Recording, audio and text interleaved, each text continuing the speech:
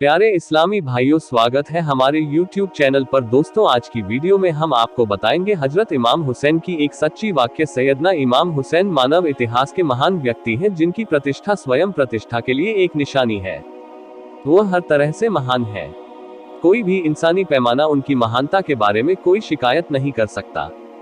अगर हम उनके परिवार और वंश को देखें तो उनसे बेहतर नाम और वंश किसी का नहीं हो सकता। वो हजरत मोहम्मद सल्लल्लाहु अलैहि वसल्लम के नवासे नाती, हजरत सैयदा फातिमा व हजरत अली रजी के बेटे, पांचवें खलीफा ए राशिद हजरत इमाम हसन रजी के छोटे भाई थे। वो एक ऐसे व्यक्ति थे कि सभी को उन पर फख्र था। वे इतने निडर थे कि उनकी बहादुरी और युवावस्था की कहानियां हर समय गाई जाती हैं और इसी तरह गाई जाती रहेंगी। हजरत इमाम हुसैन की जिंदगी निस्संदेह प्रकाश की किरण थी। इस प्रकार उनका संपूर्ण जीवन अद्वितीय है। उनका बचपन अल्लाह के रसूल अल्लाह सल्लल्लाहु अलैहि वसल्लम की गोद में बीता। उनकी युवावस्था पवित्र पैगंबर या रसूल अल्लाह की देखरेख में गुजरी थी और वह हजरत अली रजी के पुत्र थे। इसलिए वे पूरे इस्लामी जगत के शहजादे भी थे। एक तरफ वो धर्म के इमाम थे तो दूसरी तरफ उनकी महानता दुनिया में भी बुलंदियों को छू रही थी। इस प्रकार वे धर्म और संसार दोनों की दृष्टि से अनुकरणीय और आदर्श थे। हजरत इमाम हुसैन रजी सिर्फ पैगंबर मोहम्मद के नवासे नाती और इस्लाम के चौथे खलीफा के बेटे होने की वजह से ही महान नहीं थे, बल्कि उनकी महानता का एक पहलू ये भी था कि वह अपनी धार्मिक जिम्मेदारियों से पूरी तरह वाकिफ थे। वास्तव में यही एहसास था जिसके कारण करबला की हृदय विदारक घटना हुई। जब इमाम हुसैन ने देखा कि सरकारी दमन और हिंसा आम होती जा रही है, लोगों के अधिकार छीने जा रहे हैं, इस्लाम द्वारा सिखाई गई मानवता को भुलाया जा रहा है, लोग विशेष रूप से शासक वर्ग हिंसा और क्रूरता के उसी रास्ते पर है जिसे मिटाने के लिए इस्लाम आया था। जन अधिकारों और लोकतांत्रिक मूल्यों की बर्बादी को देखकर ही इमाम हुसैन ने वह यात्रा की जो करबला में समाप्त हुई, लेकिन मानव इतिहास में महानता और बलिदान की मिसाल बनकर एक चमकता अध्याय बन गए। उस समय की सरकार ने इमाम हुसैन की यात्रा को अपने लिए खतरा बताया। उसने अपनी सैन्य शक्ति के बल पर उसे कुचलने का प्रयास किया और अपने दम के साथ उसने उसे कुचल भी दिया। परंतु कत्ल ए हुसैन असल में मर्गे यजीद है। इस्लाम जिंदा होता है हर करबला के बाद। इतिहास ने अपनी आंखों से देखा कि मिटाने वाले खुद ही हमेशा के लिए मिट गए और इमाम हुसैन का नाम आज इतिहास के पन्नों में सुनहरे अक्षरों में अंकित है। इमाम हुसैन की क्यूफा की यात्रा कोई युद्ध यात्रा नहीं थी। इमाम हुसैन कोई युद्ध करने नहीं निकले थे, क्योंकि कोई इंसान जब युद्ध करने जाता है तो अपने परिवार को सुरक्षित स्थान पर छोड़कर ही युद्ध के मैदान में जाता है। अपने छोटे बच्चों और बीमारों को साथ लेकर युद्ध क्षेत्र में नहीं जाता। इमाम हुसैन की यह यात्रा अगर युद्ध के लिए होती तो उनके साथ उनकी पत्नी न होती, बहनें न होती, बच्चे न होते और बीमार जैनुल आबिदीन भी साथ न होते।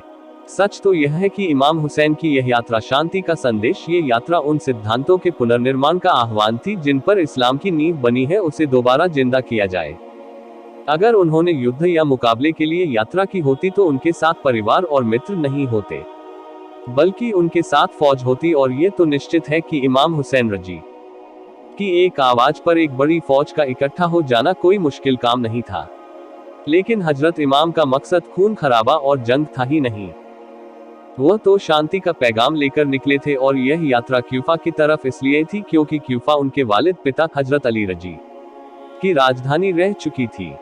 वहां लोग हजरत हुसैन रजी को भी बहुत अच्छी तरह से जानते थे और उम्मीद थी कि वह हजरत इमाम हुसैन के संदेश को भी ज्यादा बेहतर ढंग से समझ सकते थे।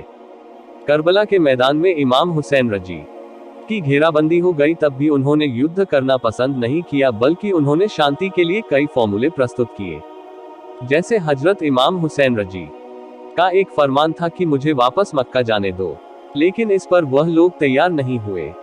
इसके बाद उन्होंने यह इच्छा जाहिर की कि उनके लिए दमिश्क का रास्ता खोल दे ताकि वह खुद यजीद से बात करके यह मसला सुलझा सके, लेकिन दुश्मन इस पर भी तैयार नहीं हुए।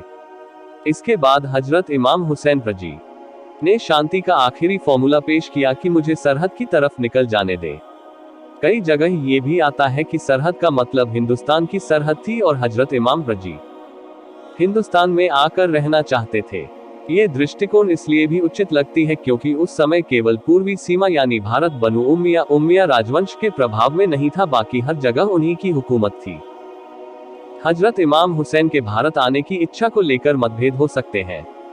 लेकिन इसमें कोई दो राय नहीं है कि हजरत इमाम ने इस पूरे मामले को अंत तक शांतिपूर्ण ढंग से सुलझाने की पूरी कोशिश की।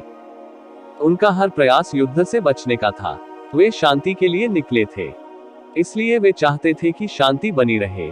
लेकिन जब सभी रास्ते बंद कर दिए गए और दुश्मनों ने हजरत इमाम को मजबूर कर दिया कि कोई शांतिपूर्ण समाधान नहीं हो सकता है और उन्होंने हजरत इमाम का अपमान किया, उन्हें अपने साथ ले जाने की कोशिश की, तब हजरत इमाम ने अपने हाथ के बजाय अपना सिर देना पसंद किया। हजरत ख्वाजा मोइनुद्दीन चिश्ती ने क्या खूब कहा है, सर दाद नदाद दस्त दर दस्त ए यजीद, हक्का की बिना ला इलाहा अस्त हुसैन। सर दे दिया लेकिन यजीद के हाथ में अपना हाथ नहीं दिया। सच तो यह है कि जमीनी खुदा का इनकार करके हजरत इमाम हुसैन ने ला इलाह की सोच अर्थात अपने ईमान को स्पष्ट कर दिया।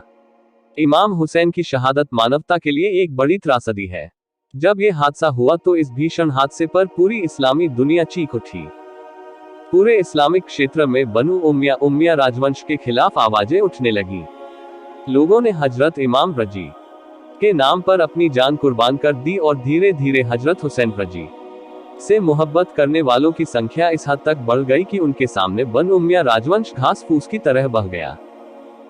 आज इस महान बलिदान को लगभग 14 शताब्दियां बीत चुकी है, लेकिन यह ऐसा बलिदान था कि समय की धूल ने करबला के मैदानों को कभी धुंधला नहीं किया, बल्कि आज भी इस भूमि पर 72 पवित्र लोगों की कुर्बानी जिंदा है। और जब तक दुनिया में जुल्म व सितम है, उस वक्त तक जुल्म के खिलाफ शांति की ताकत के तौर पर इमाम हुसैन रजी और उनके 72 साथी याद किए जाते रहेंगे।